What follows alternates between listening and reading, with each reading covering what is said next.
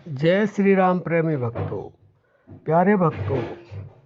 जिस सत्य आदि नाम को हमारे संत महापुरुषों ने जानकर अपना कल्याण किया, औरों का भी कल्याण कर रहे हैं, हमें भी उस सत्य नाम आदि नाम को जानने का प्रयास करना चाहिए।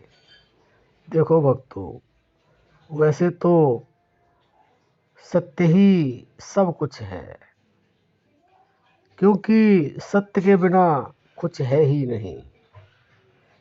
और उसी को आदि नाम भी कहा गया है, जिसके लिए गुरु नानक जी ने कहा है, आदि सच युगादि सच है भी सच, नानक होसी भी सच। यानी कि सत्य ही पहले था, अभी भी है और आगे भी रहेगा। यह बिल्कुल स्पष्ट है। हम संतों की वाणी को समझते नहीं है, पढ़ते हैं, सुनते हैं, लेकिन उसको अच्छी तरह से मंथन नहीं करते हैं, और मंथन कर लेते हैं तो जीवन में उतारते नहीं हैं। अगर हम संत महापुरुषों की वाणी को सुन करके मंथन करके जीवन में उतारें तो हमें भी वह प्राप्त हो जाएगा जो हमारे संत महापुरुषों को हुआ। और यह बड़ी विडंबना है कि मनुष्य शरीर मिलने के बाद भी हम इस कार्य में कार्यरत नहीं होते हैं। बस हम जो संसार के कार्य उन्हीं में लगे रहते हैं, कभी सफल होते हैं कि असफल होते हैं।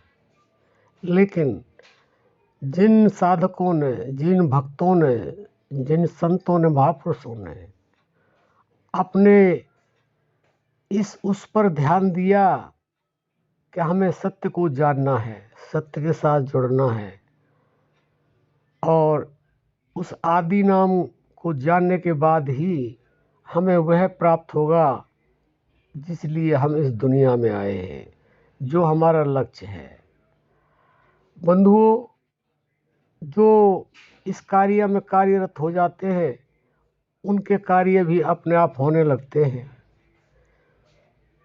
क्योंकि कहते हैं कि कर्म भी करो और भजन भी करो। श्री कृष्ण जी ने भी अर्जुन को यही उपदेश किया था कि निरंतर मेरा भजन भी कर, सुमरन कर और युद्ध कर। तो जब उनकी समझ में आया तो उन्होंने ऐसा ही किया, और आप सबको पता होगा युद्ध में उनको विजय प्राप्त हुई। तो हमें भी ऐसा करना चाहिए। पहले तो हमें उस आदि नाम का अनुभव करना चाहिए, क्योंकि वह मन इंद्री वाणी का विषय नहीं है, वह अनुभव का विषय है।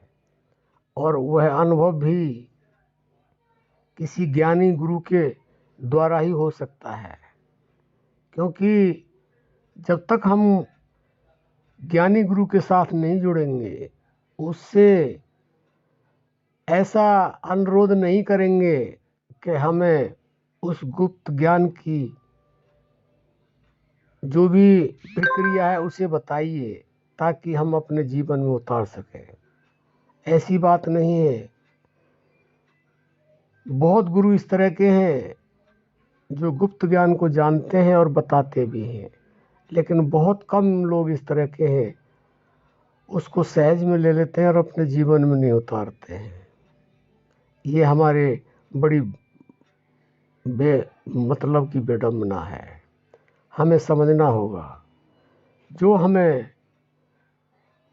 ज्ञानी गुरु और श्वासों का या प्राणों का उपदेश देते हैं, वह गुरु धन्य है। उनका कर्जा हम कभी उतार नहीं सकते, क्योंकि इस शरीर में प्राण ही मुख्य है। हमारी इंद्रियां, मन, बुद्धि, जो भी कुछ है केवल प्राण से ही चलता है। अगर प्राण नहीं तो कुछ नहीं है। तो जो प्राणों के द्वारा हमें भजन करना बताते हैं, सिखाते हैं, और उनको हम अपने जीवन में उतार लेते हैं, तो उसके बाद में जब हम निरंतरता एकाग्रता ले आते हैं तो उस आदि नाम का अनुभव हमें हो जाता है। और जब उसका अनुभव हो जाता है तो हमें वही मिलने लगता है जो हमारे संतों महापुरुषों को मिला। ये बाहर की प्रक्रिया नहीं है, ये अंदर की प्रक्रिया है। इस अंदर की प्रक्रिया से वही ज्ञानी जोड़ते हैं जो अपने गुरु को सर्वोपरि मानते हैं। और उसके लिए लिखा हुआ भी है कि गुरु ब्रह्मा गुरु विष्णु गुरु देवो महेश्वर है, गुरु साक्षात परम ब्रह्म तस्मै श्री गुरु में नमः। गुरु ब्रह्मा विष्णु महेश भी है, लेकिन साक्षात गुरु शरीरधारी गुरु। क्योंकि जब हमें इस रास्ते पर चलने का सौभाग्य प्राप्त होता है और कोई भी कठिनाई आती है तो गुरु ही हमें रास्ता बताते हैं। वही हमें जो अटकलें आती हैं, जो उलझनें आती हैं, उससे सुलझाते हैं। इसलिए आप गुरु पर पूर्ण विश्वास करके, और विश्वास ही नहीं दृढ़ विश्वास करके, गुरु से उपदेश प्राप्त करके अगर उसके सानिध्य में आप रहेंगे तो आपको वह जल्दी ही प्राप्त होगा जो आपको चाहिए। इसमें कुछ भी संदेह नहीं है। इसके लिए कहा भी है कि गुरु के सुमिरन मात्र से नासत विघ्न अनंत, ताहि ते आरंभ में ध्यावत हैं सब संत। जितने भी संत महात्मा हैं सब पहले गुरु का ध्यान करते हैं, उसके बाद में भजन करते हैं। तो अगर आपको ऐसा ये मनुष्य शरीर मिला है, मौका भी मिला हुआ है, आप इसको अपना जल्दी से जल्दी और ज़्यादा से ज़्यादा अपने जीवन में उतारें और अपने जीवन का कल्याण करें।